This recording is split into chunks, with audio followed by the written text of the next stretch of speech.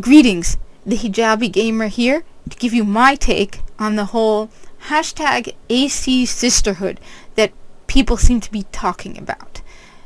Now, this is something I've actually wanted to do for some time now.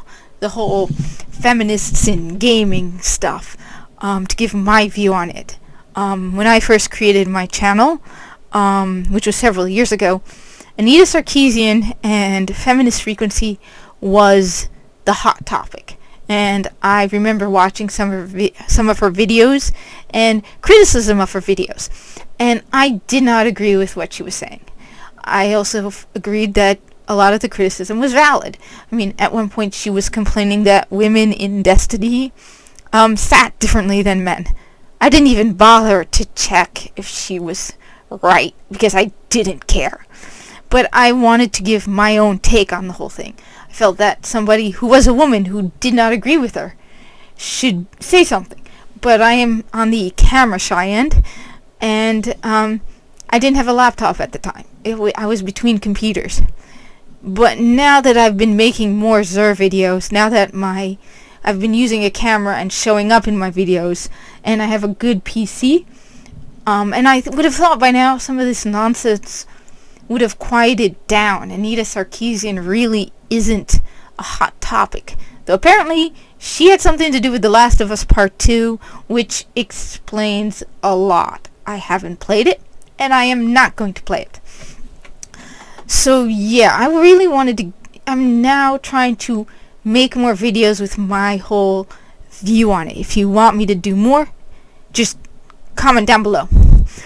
Anyway, I should probably also go on about my history with Assassin's Creed. Now, it's really not... it's not going to affect my view per se. I don't think my opinion really is tied to how much Assassin's Creed I've played, but I will mention it's not really my preferred genre. I believe Hideo Kojima at one point commented on those stupid Americans who only like first-person shooters. That's me. Yep. I love my first-person shooters. I also don't mind my third-person shooters. My favorite games are things like the Destiny series, Halo series, yes, Destiny series 1 and 2, Borderlands series, The Division 2, Warframe. I used to play a ton of Warframe. I'm right now, to put in perspective, right now on Xbox I'm playing Titanfall 2 and Rage 2. Which Titanfall 2, excellent game, very cheap, highly underrated, very good game. On PS4, I'm playing Space Hulk Deathwing, which is a Warhammer 40k game, and I just got Space Marine on Xbox 360 because it's not backwards compatible, and yes, I have an Xbox 360 and a PS3. You can't see them, but they are right over there, in addition to my Xbox One and PS4. So yeah, as you can tell from the majority of the games I play, I'm less about the talky and more about the shooty. I get very, very bored if there's long stretches of dialogue or walking around. I'd rather be walking around shooting. So Assassin's Creed, I think I played some Black Flag. It was way back. It was my brother's copy. And I got bored. I then played Assassin's Creed Origins, but I only played a little bit, and mostly I played it because my family's from Egypt. If I didn't play Assassin's Creed Origin, it would almost be a crime. I'll probably end up going back to it, but again, it's not a first-person shooter. Assassin's Creed Odyssey, I did pick up, but that's because I work in a store that sells video games, among other things. I'm not going to say where, but I know when I see the games on a daily basis, so I know when it goes on. I catch them the moment they go on sale, and I catch them when they go really, really on sale. So I got Assassin's Creed Odyssey for $19.99 when it was still at full price. So we're talking a $60 game for $20. Yeah, I end up picking up games that I'll end up getting it on both consoles, or that I never open because they're just so cheap. I mean, Rage 2 is $7.99 right now. So I really haven't played a lot of Assassin's Creed, but I think my view isn't really tied to that. So people with the whole hashtag AC Sisterhood, first off, don't tell me I don't understand what it's like to not be represented. I am a headscarf wearing Muslim woman living in the United States, and I lived through 9/11. I'm not exactly, people like me aren't exactly highly represented in entertainment, and it's never bothered me. I remember going to school and being the only woman, the only girl in hijab, and not seeing it's cool to turn on the TV and see a woman in hijab, like the woman who, the Muslim woman who's in fencing, in the U.S. team fencing Summer Olympics. Yeah, that's cool. But on the other hand, I don't go on Twitter and go, why isn't there a Muslim woman in Star Wars? Why aren't I represented in Star Trek? There should be more Muslim women in Star Trek. It's not fair. I don't care. It's not an issue for me. I'm also a minority in the United States, so I know. I mean, they go to the majority of their audience. So when they whine about representation, it's made even sillier, because I feel like women are already represented well in video games. There are a lot of... I got into an argument with a guy on Twitter, and I don't use Twitter often, where he's like, there are no AAA titles with female-only protagonists. Metroid? Just saying? She's... the main character's a woman? Is that AAA enough for you? Control is a really good game. I have the Platinum Trophy for it. Horizon Zero Dawn, The Last of Us Part 2, Battlefield 5, Super Princess Peach. That's just without even thinking. Now, I walked through the gaming aisle after, and there's a lot of games that are like JRPGs that I don't even know. You could tell the main character is probably a woman. So, yeah. I think women have a lot of representation in video games. And then a lot of them allow you to play either gender, like Destiny. And honestly, the majority of the female guardians I know are played by guys. And my main guardian, my hunter in Destiny, is a guy.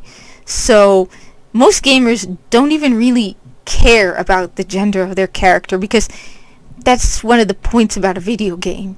It's you're playing something you're not. I've started playing Ghost of Tsushima. I suck at Ghost of Tsushima because it's a game with swords, and I'm mostly playing games with guns.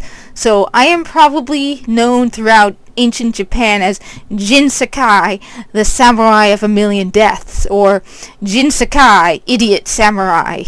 He has died so many times because I'm not familiar with the sword mechanics. I also find it silly that they're whining and complaining, and they are the minority.